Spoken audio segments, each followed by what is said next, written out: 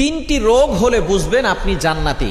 অর্থাৎ তিনটি রোগ যদি আপনার হয় তাহলে মনে করবেন আল্লাহ পাক রব্বুল আলামিন আপনাকে ভালোবাসেন, আপনাকে মহব্বত করেন। যাদেরকে আল্লাহ তাআলা ভালোবাসেন, মহব্বত করেন, তাদেরকে আল্লাহ তাআলা বিভিন্নভাবে পরীক্ষা করেন। তার ভিতরে একটা পরীক্ষা হচ্ছে অসুস্থতার নিয়ামত দিয়ে আল্লাহ তাআলা পরীক্ষা করেন। মনে রাখবেন, সুস্থতাও আল্লাহর নিয়ামত, অসুস্থতাও আল্লাহর নিয়ামত। আমরা অসুস্থ হয়ে গেলে অনেক সময় আল্লাহকে অভিযোগ করে বসে, আল্লাহ আমার কি দোষ ছিল? কত মানুষ সুদ খায়, ঘুষ খায়, তার কোনো সমস্যা হয় না, আল্লাহ তুমি শুধু আমাকে দেখো, খবরদার এরকম অভিযোগ করবেন না।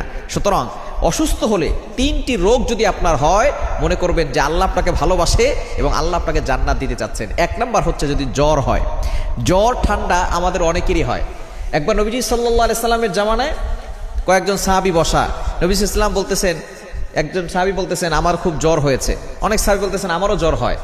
এবার নবী সাল্লাল্লাহু আলাইহি ওয়াসাল্লাম বলছেন তোমরা তো আমার অন্তর্ভুক্ত, আমারও তো জ্বর হয়। কিন্তু একজন বলতেছে যে আমার জ্বর হয় না। নবীজি বলতেছেন তাহলে